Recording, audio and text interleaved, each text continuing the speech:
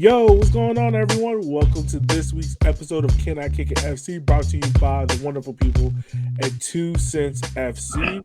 Make sure you go check them out. You got a lengthy podcast. You got us. You got For the Culture. You got Shea Butter FC, and of course, 2 Cents FC and Unhinged with Kai McCullough. I'm your host, as always, Elliot Barr, and is joining me is a guy that has some brilliant research on not only of how racism is exploited in the game of soccer, also how that's deep rooted in Italy. I'm going too far into it right now. We're going to talk more about it in the podcast, but let me go ahead and introduce my guest, Mr. Jamal Harp. How are you doing, sir? How you doing? Thanks for having me. No problem, man. No problem at all. It's a pleasure. Um, I was on your show last week where we talked about some of these same issues we're going to talk about now, but it was kind of interesting how we kind of linked up and kind of got each other's attention about working with each other on this. Definitely. I think, with social media, it has its positives and its negatives. And if it's used the right way, there's a lot of positives. And just as Elliot just stated, through positive research and, following threads, I was able to find him and not only, but a large other contingent of Black soccer followers as well. So it was, like I said, using things the right way. Yeah. How Really they were intended to be used. exactly. Yeah, most definitely. I mean, it's so great. Because I think one of the points that we talked about on your show was about the black diaspora of just soccer supporters. How none of us are all the same, but we're all kind of collectively coming together and wanting to be one and wanting to, find a place where we can be our authentic selves. And I think that was one of the most important things I had that conversation. But let's go ahead and let's dive into this, man, because I have a lot of questions to ask you on this paper that you wrote. No Um, problem. but let's go ahead. I want to ask you this question, man. How did you get involved with soccer? Like, how did you come to love the sport and watch the sport? Well, it started, I would say, I had, watched it a little bit growing up.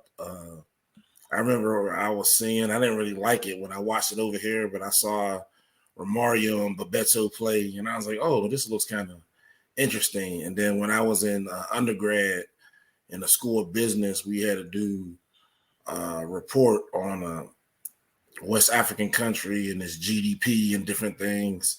So I had picked Nigeria, and of course, when you look at infrastructure, you want to look at not only hospitals and schools, but entertainment infrastructure, which included soccer stadiums. So I had a little taste of it there, and then in my master's program, I had did another research topic that came up inconclusive using quantitative analysis. So kind of led me into soccer and my next educational stop. And that's where I, got into it historically, but, I started to like it. I said at an early age, I didn't really like American soccer, but, Brazil and some of the other, African teams because of, skill and tricks they will put on a pitch. That's what I started liking, that style of play. Yeah. So it seems as if like the way how you kind of fell into soccer was more of that historical aspect of it and seeing it from these Afro-centric cultures such as Brazil that you presented. Um, I know in your paper you were talking about the one paper that I read, the African origins of soccer, and there was one point you were talking about how a lot of what we do now in our culture, basketball wise, can always be linked to that of African soccer with the tricks, the skills, and that's how people naturally love to the game. Can you just talk about that passage right there?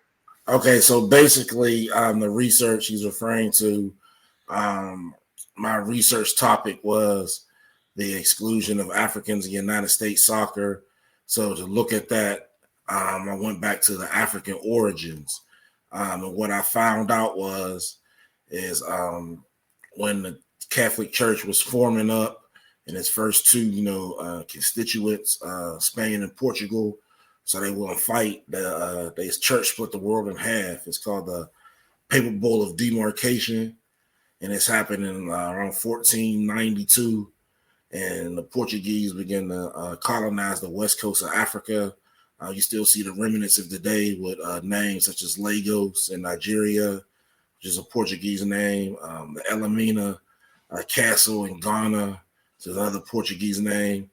And they took citizens, and particularly from Angola to Brazil, who then brought with them a lot of elements of their culture, including capoeira and this distinct free play style of soccer that you see remnants of, and pick up football if you're just playing in the street and you throw the ball back and you got to shake everybody, or basketball with the four corners and fast break offense. So it's basically a cultural expression of free play that shows up in multiple sports, and that's where it essentially comes from. These West Coast Africans do mainly centered in Angola. Mm-hmm. Yeah, I found that part of your paper interesting of how in these different cultures, in these different cultures than ours, about how um, just how their culture would kind of bleed into the sport, about how they would use these tricks and skills, but it wasn't like they were trying to show someone up. It was almost like a sign of respect, Yeah, kind of way, right? definitely. Again, from growing up, if you look at the word leisure, when you break that down, the root of it is licere in Latin, to be free, and that's where free play comes from. So, in a cultural expression where you get the game and it's not rigid in rules such as this position has to only go in these areas, you get a more well-developed player. So, if you look at the NBA and the progression of the power forward or center position, now you see point forwards or point centers, guys that are 6'10", that dribble the ball up and down the court like guards and shoot like guards, but are the size of forwards. In the past, they would have just been limited to playing forwards or in a quote unquote European regulated style where you only can do certain things based off your body type. Yeah, that seems. I know this is something we were talking about your show, and how that bleeds into kind of like American sports, not only soccer but also in football or basketball or baseball, about how the physical physique of a young kid is kind of almost more looked at than what the skills they have and what the attributes have. It's kind of like the thing like growing up about how if you're 6 foot, we're gonna put you on this offensive line and we're gonna make sure you're a pass blocker or something like that. Do you see in doing your research? Did you kind of see those same tendencies as well? Yeah, and you also see it in culture. So, for example, if you look at let's say hockey, for example, which is again a byproduct of enslaved Africans who ran to Nova Scotia and started the Maritime Hockey League. But the current game now is different than the game they play in Europe, where in America it's more dump and chase. It goes with the quote unquote style of hard nose, be physical, instead of focusing on being athletic and creating moves. Where in other countries, their skating style, is much more wide open, and therefore they gain better success within the game when they come to America. If you look at the influx of Europeans that come to the game, they don't play the game like the Americans do. They play like more of an Afrocentric style, whereas they're skating and trying to get around people instead of a dump and chase physical style of play. They're accentuating skill. Yeah. Oh man, it's kind of. I want to have a definitely a question, but I want to hang on that point for a second where you talked about skill.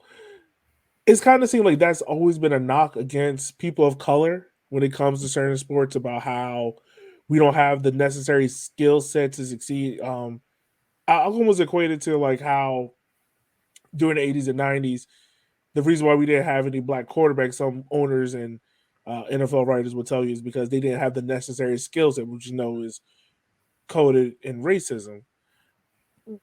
What were your thoughts about seeing that same kind of language pop up in your research of why Africans were kind of excluded or not looked at favorably within the sports?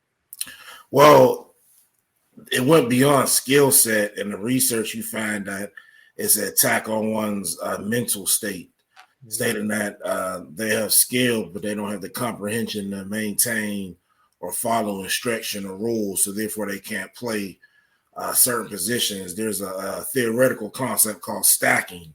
So if you look at European football throughout its history, the African players you did see or players of African descent might be along the outsides, wingers, left backs, very few center backs or midfielders, the quote unquote thinking positions.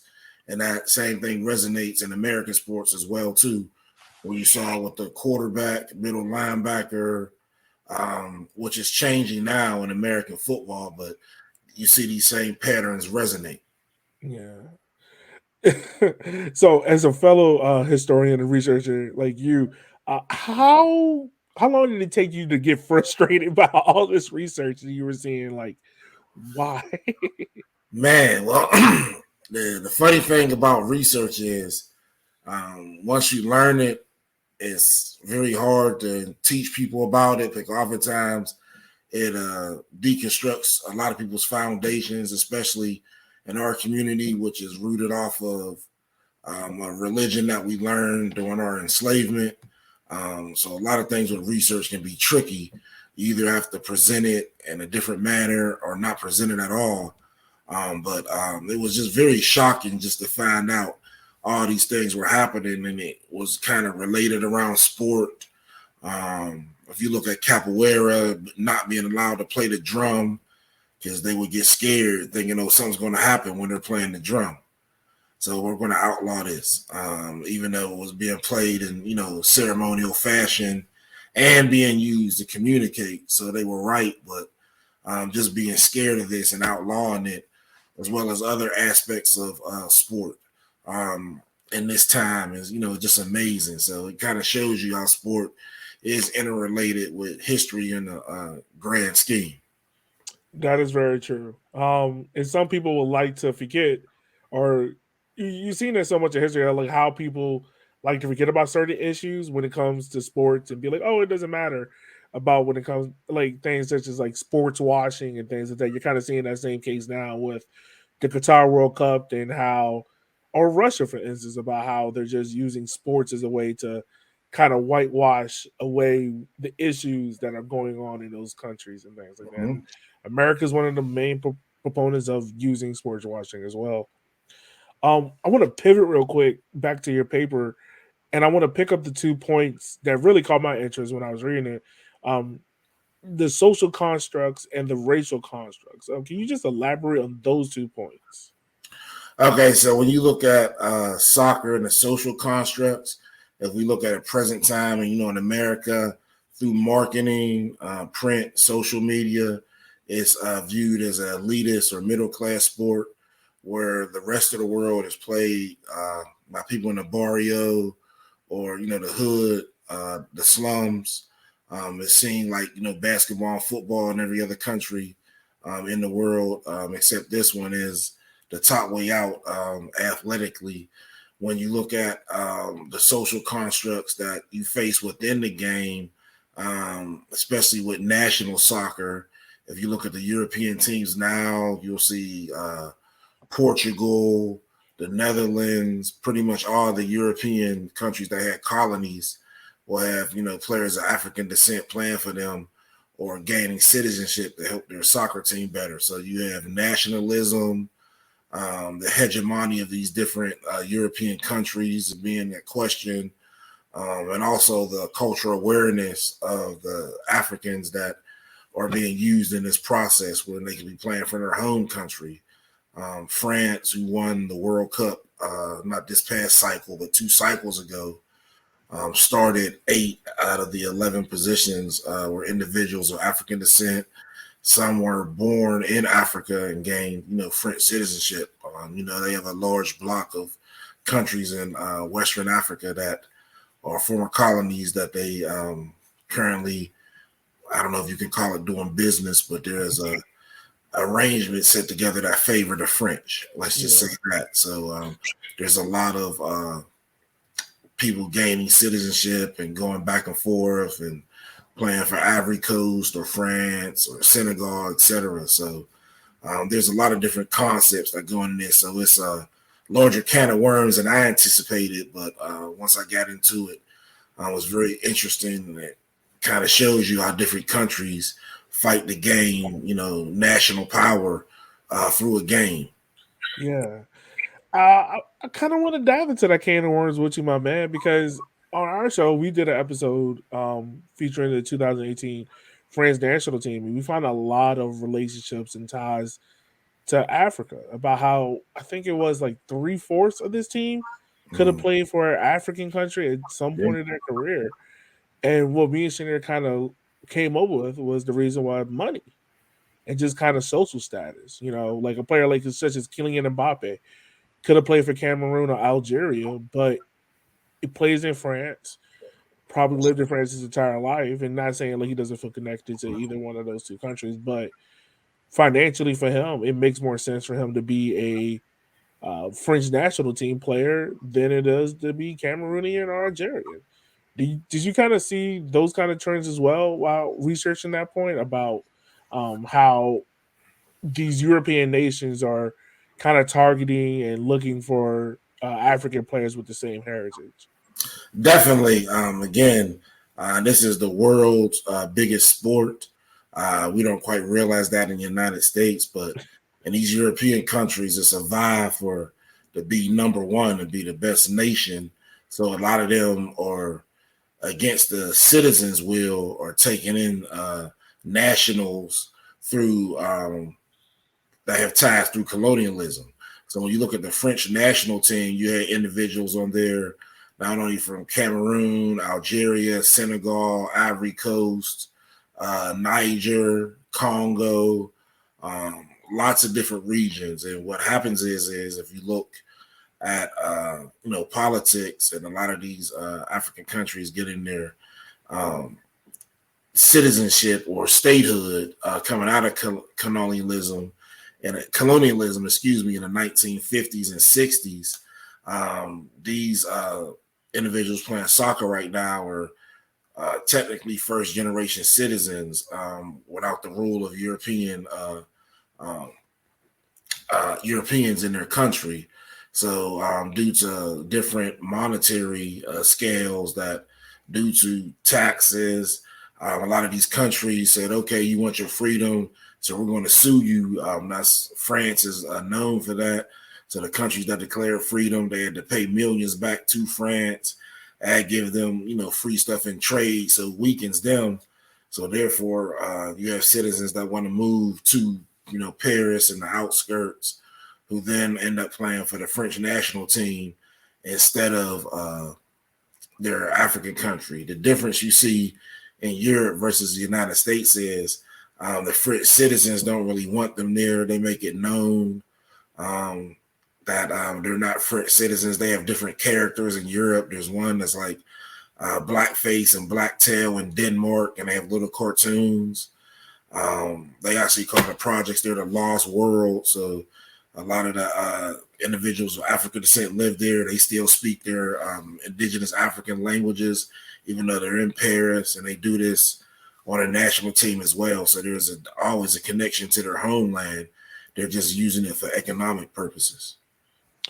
Yeah, I kind of get that sense about it as well, and I think it was the famous point that Zinedine Zidane made, and also Mesut Ozil, about if I win, I'm with this country. This country loves me. But the moment we lose, I'm looked at as an immigrant, or I'm looked lesser than. Can you just talk to the point about kind of just not shifting from financially, but kind of just focus on looking at the point of these players? They know they're going to get these reactions from some supporters, not all, but some supporters were in their nation. Why did he still choose to make the decision? Because it just seems simple. Go to where you're wanted, not where you're needed. But why did they make the decision to go play for these bigger name nations? Well, a lot of these guys are in their 20s making over $20 million a year. Yeah. And they come from countries where the minimum wage is $2 a day, something like that.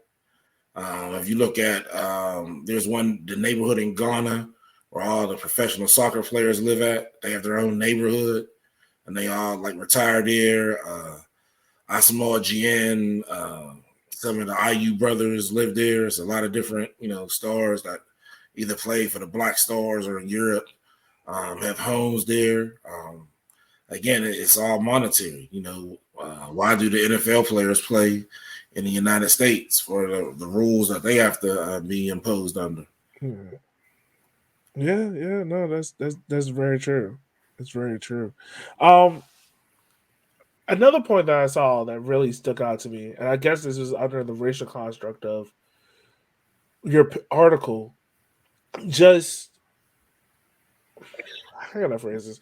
Just knowing what some of these players go through, how do they kind of balance that with the mental aspect of it? Kind of like the racial constraints on it, because you're not in some situations you're not able to fully show who you are, or your full culture. How do they deal with that on the mental side of it? Well, a lot of the players, again, now isolate themselves within their culture, especially in London. You'll see different enclaves. If you look at South London, there's a lot of enclaves of West African and Caribbean.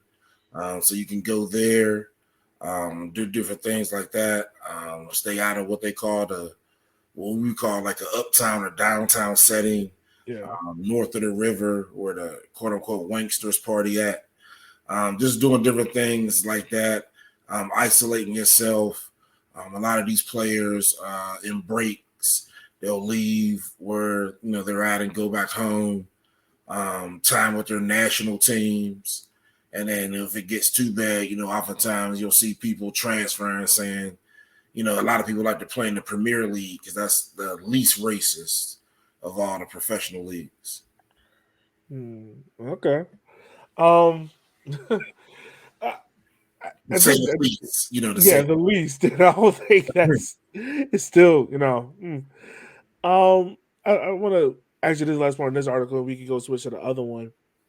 Just you ended the article talking about some of the predatory tactics that clubs would use on players, about kind of forcing them to stay within this area of, saying like, "Hey, you got to be here," or we won't pay you your full amount, or kind of being predatory in a way of how they get them to join their club in the first part. Can you just explain that matter, how that All happens? right, so a lot of these European teams, they operate as a network. So you'll see the top flight team, whether that's the Premier League, Serie A, etc. What you won't see is their club teams within that system. Their youth teams, which will be under 18, under 21, etc., under 15. So you're matriculating youth through this, and the goal is to bring someone through your youth system, so you're under sevens all the way up to your top flight team. That's the goal of every team, to develop your own players, because it's cheaper. When you look at buying players, it's cheaper to or any product. If I was making bread, it'd be cheaper to make it myself than outsource it. So it's cheaper to grow your own players per se. So in this, it's always a push to get the academy, and that's what people don't see. So you'll see street agents in different, well, mainly in Africa, from all these top leagues, inviting players, having road tryouts. Some of these agents will hold a tryout and say this the top player made it, and it really wasn't a tryout. They just had money to pay for one player to go to London. Then they get there and they're living in a flat or hostel with whole bunch of other people to try out for another team in London and go through that. So there's a lot of deceit and corruption in this, because again, if you're due to the taxes and other sanctions that the European countries put on these nations that declare their independence, it's hard for them to get into the green, even though they've been independent since the 60s or 70s.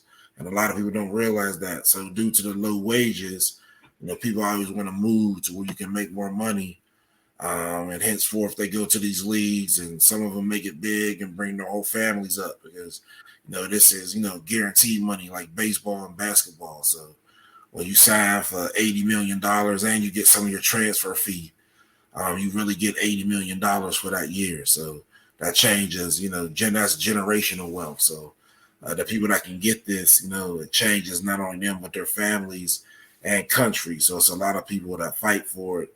Oftentimes, many are left in these hostels and they don't go back home due to guilt and shame. So they end up in London, and then some lead to a life of crime and just a downward spiral. But it's all started due to these predatory tactics on basically middle school age young men to get them in these youth systems in Europe. Yeah. No, not saying it's the same, but it definitely reminds me of how I want to say predatory AAU sports are, but almost as how it's kind of we're streamlining everything to be like, hey, if you want to make it something, you got to do this, you got to do it this way, and it doesn't allow the child to have fun with sports anymore. It's kind of like if you want to be that elite next level, you gotta be streamlined into this manner. So definitely with that. But we're gonna pivot again to your next article, and this one was really, really interesting. I think this is the one that I think we talked about for 30 minutes on your show about racism in Italy and how that influences soccer and other things. For those that have not read it, can you just give them a quick synopsis of what this paper was about?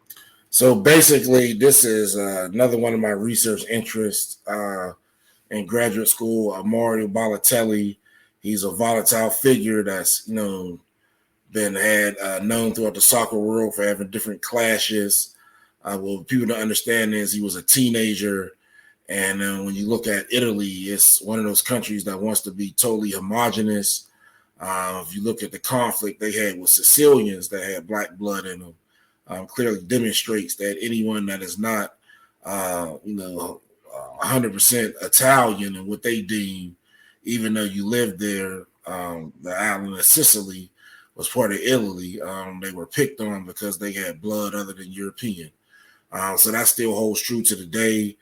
And even though they get a lot of African immigrants due to Sicily's close proximity to Northern Africa, and those immigrants moving out throughout the country of Italy, its soccer team, the Azzurri, and its supporters wanted to be, again, homogenous and have declined African nationalism in its club teams as well. So this is a teenager who was getting threatened by grown men, people throwing objects at him, monkey noises, being called racial epithets, all types of names, and he was just trying to defend himself. But in public, it looks like it's a professional soccer player gone mad, but he's playing in this environment because he grew up in Italy. He was adopted and grew up in Italy. So he lived there his whole life. He spoke Italian, but he never was accepted. So he's playing in Serie A, which is Italian professional soccer. And these people were letting him know this every game by chanting at him and throwing things. And again, it's a teenager defending himself against grown men. Yeah, I think that was one of the more interesting things that we found on our show about Mario Balotelli, about just how I guess the best way you can summarize it was what we found out was that he was a person that never felt accepted or loved where he was at. Case in point, like Manchester City, Inter, like he was loved for what he could do on the field, but off the field, it was kind of just like we're gonna keep you at an arm's distance. We're not gonna allow you to fully be immersed into what we do. And he did have some people that fully loved him and cared for him, such as Roberto Mancini, who was his manager in Manchester City. And I think Roberto was probably the person that he needed most in his life, just because of like he was like a father figure to him. He was there to help him out with his mistakes. Well, if you look at even his comments recently saying um, after what happened at the European championships with England and the African players missing the PKs. And what happened to them, saying, we should all go do a Super League in Africa. It's very similar to the genesis what's happening in, college football now, with people choosing historically black colleges again versus the predominantly white institutions. So Yeah. it's about realizing, who you are as a talent, who you're marketing yourself for, and who you're making money for, and deciding, do you want to make money for your community, your own, or do you want to be the best and play for somebody else's and not be accepted and make them rich? And that was Mario or Roberto who made those comments? That was Mario that made those Okay. comments about the Super League in Africa, about Yeah. African players leaving Europe. Yeah, that was another interesting thing. We kind of played the what if game on our show about Mario, about like what if he would have played for Ghana, because he would have been a part of that 2010 Yeah. World Cup squad, and we're just like, Yeah. So if you you find have it, you know, you have so not only that, you can say what if both Boateng brothers is on that team? yeah, You got yeah, Jerome and Prince. You have Mario Balotelli, uh, Asamoah Gyan, uh, the IU Ayew, brothers, and this is a squad that already beat the United States. So with Balotelli, as well as both Boatengs, I think that's a World Cup final team, if you ask me. yeah, it's kind of interesting. And like in a parallel universe, Yeah. Ghana wins the World Cup and is not relying on a penalty that gets saved by Mm-hmm. Luis Suarez Uruguay squad. Um, I want to actually just point about this. We don't have to talk about the whole passage, but I know there was a section in your paper focused on Mario Balotelli. What were some of the more interesting things and concepts, or something that caught your attention that you never realized before when you were doing your research on Mario? Well, what I never realized is again, from the outside looking in, you can see, why are you going through this, but then to realize that as a young child, if all you remember is, Italy, like you really can't leave Italy until you turn 18. But then when I turned 18, I signed a professional soccer contract. So now I'm still in Italy. I know I'm not quite accepted, but I'm making, over $20 million. I'm making more a year than I am old. Hmm. So now I'm still here, and just to see that final revelation that, because it was a while he wanted to play for the Italian national team, and every year he didn't get picked. Why I am not getting picked? Why I'm not getting picked? And now he realized he should have been playing for Ghana the whole time. So just to see that revelation, it's just like, again, the revelation that you're seeing now. When if you look at Jackson State and what they're doing, as well as other teams in the Southwestern Athletic Conference, as well as the Mideastern Athletic Conference, and signing athletes that are spurning Division One, predominantly white institutions. There's a lot of people coming to the same recognition at the same time. So, I hope it continues. And again, if you know you're the top talent, it's just deciding who you're going to make rich, yourself or someone else. Yeah, yeah, no, that's how it comes down to. That's why, I mean, me personally, I don't belabor athletes when they're like, I'm ready to go to the league to go make my money. Mm. Because for 3, 4 years you've been here making money for the school, they're not paying you anything. Yeah. So I definitely understand it. And who you make money for. If you're going to make it for an institution, as soon as football's over, they make it known that you're an outsider, or you're going to make it for a historically black college and university that before integration, that's where the top athletes went. So that's another decision you have to make as well. Yeah, most definitely. Yeah, that is a very good point. I think another interesting point that you had in this paper was about media representation and about how the media not only represented Mario but also other Africans within the Italian system.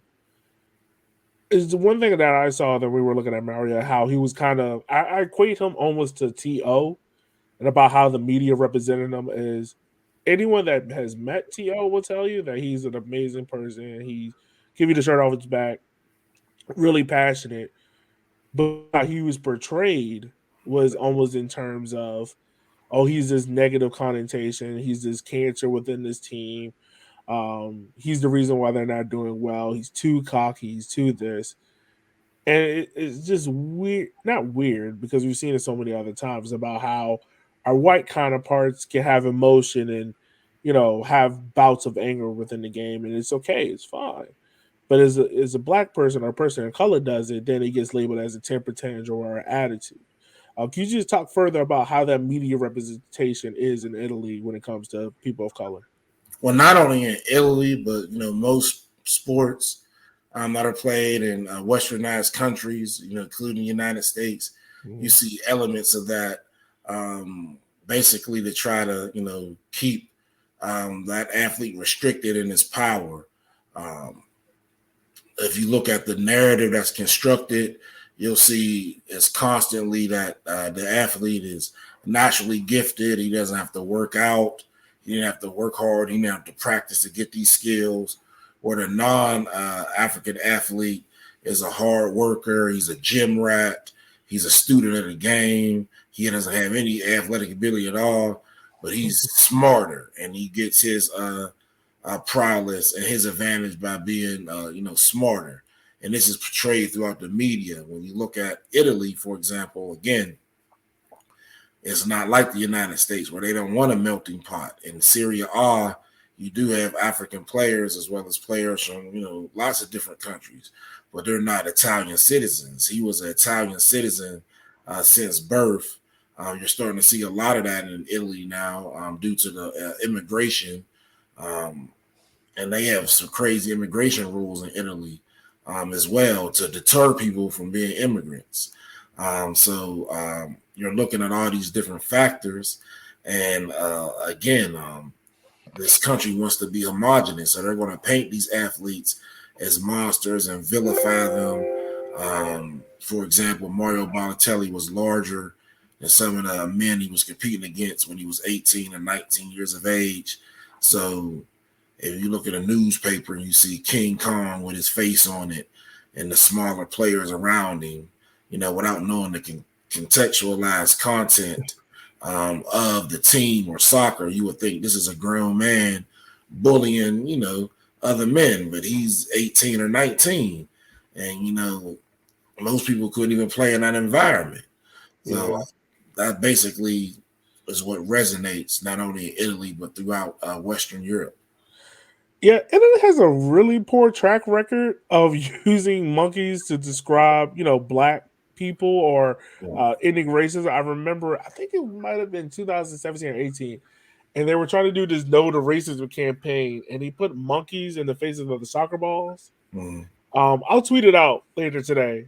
But I remember the backlash from that, and the Italian director was like, "Oh, we're just trying to show unity with the black community." Well, you remember that's the same. You remember the game when Samuel Eto'o picked up the ball and all the black players walked off the field from Yeah, yeah, I teams remember that due one. to the monkey chants and the bananas being thrown. And Samuel Eto'o was on the opposing team. So look how bad that is when you got the black players on both teams saying, "We're with you. We all leaving. Right. And we're taking the ball with us." Right. It's just so crazy to think that we still live in a time and era where we have to go to the extremes to get the bare minimum in return and showing people like, hey, like you cannot use monkey chance. I don't care how much of a big of an advantage it is or how you're trying to get in my head. There's other ways to get in my head without degrading me as a human being, as a person. Um, I want to also peel back the layer on this and kind of look at it from this way. You made the point about it, these countries kind of being homogenous within their cultures. Not so far in the soccer field because they want the best players. But then it makes me ask this question: if these countries are so rooted in, we want you to be over there, we don't want you to be part of us, you're lesser than us, then why do they try so hard then to have us embedded into their soccer teams? Why do they try so hard then to get us to be part of their teams where we're not accepted within the culture? Because you would think like if we're not part of the culture, if you don't want us to be sitting beside you in the restaurant, why do you want me playing beside you on the soccer field? All right, so that answer can be answered in a multitude of ways. First, Soccer is a microcosm of these countries. There's a lot of people that aren't even soccer or football fans. All the time, these owners, if you look at England, for example, the owners might not even be from England. There's Americans that own teams. There's a group from Saudi Arabia that owns multiple teams. The Prince of Saudi Arabia actually, owns a team, Newcastle United. So the focus is built on building the best team, not uh, nation building. Now, outside of that framework of playing, when these players may walk to the grocery store, do something that average day people do, that's when they experience the racism and realize, hey, I'm not wanted over here. Everybody's not a soccer fan. Everybody doesn't want different people in their nation having sex with the natives, taking the bloodline, as they would call it. Yeah, that is insane, and some people really do think like that. Also, I found the picture. I'm gonna pull it up real quick so you can look at it. Um, but yeah, that just seemed like such a crazy point. Like me and you would see that and be like, you're going to the very extreme to think of this. But these, there's some people in some decision makers that really think this way. Like, oh, you're gonna take the blunt, like you're gonna ruin this. Like, yeah. Sorry, I'm not trying to catch a headache over that. Hey, man, it is real. It's real. Yeah, it is. It is. Um, oh, the base of this paper, I know it was very focused on Mario Balotelli, Italy, but Hmm. do you think this can be used for any a situation that we look at? Because for every Mario Balotelli, you have a Didier Drogba that went back to his homeland and Hmm. ended wars there. Or in the case of we're saying now, like a Marcus Rashford and a Sacco up in England, and how the kind of abuse that they went through after the Euros. Do you think this article can kind of be used in different aspects of life within the diaspora? Well, definitely. And I think the article, it just basically shows is that you have to nationalize your product for it to get respect. So the Mm-hmm. example I like to use is the Japanese baseball league. Um, and you compare the Japanese baseball league to the Negro leagues. The Negro leagues had the best baseball players. Um, they took maybe the 20th best player, Jackie Robinson, and used him to integrate into Major League Baseball. Since they let them take individual players, they lost control of their whole league, and all the black players turned into Major League Baseball. However, in Japan, they have rules saying if you're from Japan, you can't play anywhere else until you play in the Japanese league for 7 or 8 years. Then you can go to the major league. So they protect the homogenous nature of Japanese baseball in its league, making it a high level league, and not bowing down to Major League Baseball, saying you can just have all our players out of high school, out of college, therefore watering our league down, making it second tier. Yeah. And if people of African descent learn to do that, again, all the economics will flow your way. If you look at well, another example I'll point out is if you look at the University of Miami and the U, well, Howard Schnellenberger started out in 1980. The reason he did it because in 1979, Miami lost to FAMU in football. So just think if historically black colleges use the same model, the SWAC would be the SEC right now, getting millions of dollars. The schools would be, getting brand new infrastructure built because that's where the television money would be because the best athletes are there.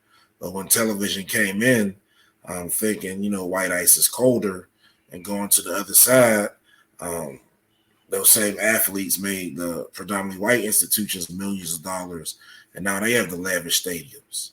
Yeah.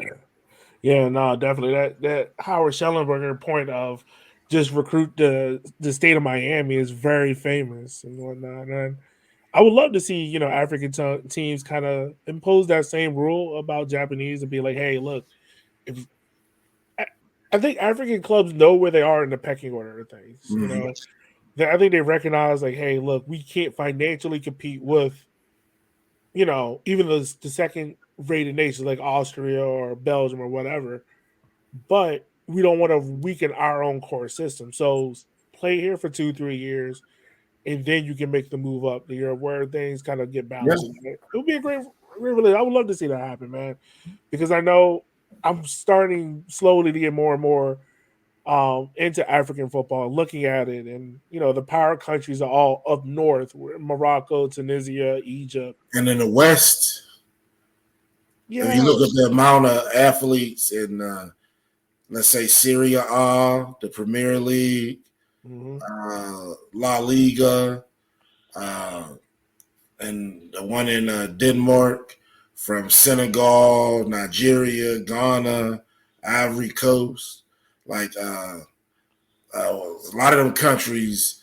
people come just for goalkeepers, 6'10", 7 foot. Like, if you really look into that, the amount of athletes that are not only in, again, looking at their top league, but look at their pyramid with their club teams, all the way down, and you'd be surprised at what you see. yeah, yeah, most definitely, man. Um, Dude, this has been an amazing conversation. I hope our listeners loved it as much as I did. I I hope so thoroughly too, man. enjoyed it, man. Before we wrap up, my guy, do you have any last points you want to get across to the listeners about the what we talked about on today's show? Definitely. So basically, my final synopsis will be, soccer is a beautiful game. As people of the African diaspora, we invented this modern game, so we should take pride in it. Watch it. The style of play that is played at its purest level is a byproduct of us as well, and just spread this information through our communities. We shouldn't be pigeonholed just in certain sports, and particularly when you have a historical tie to this sport.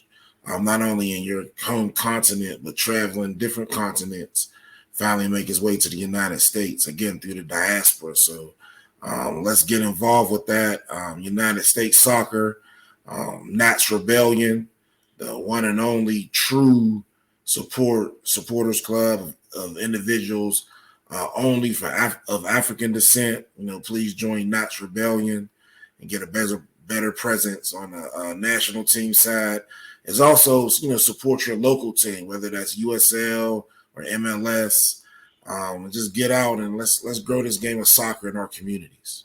Yeah, most definitely, man. Where can everyone reach you out at? And also, where can they get in contact with you if they want to read these articles we talked about today? Okay, so if you want to get any information on soccer, I can be reached at pghjamar at gmail.com, on Facebook under the name Jamal Harp, and Twitter under Coach_Harp 412Q. Um, Again, that's Coach_HARP 412QUE. Any information about soccer, um, or just studying sport in general on a terminal degree level.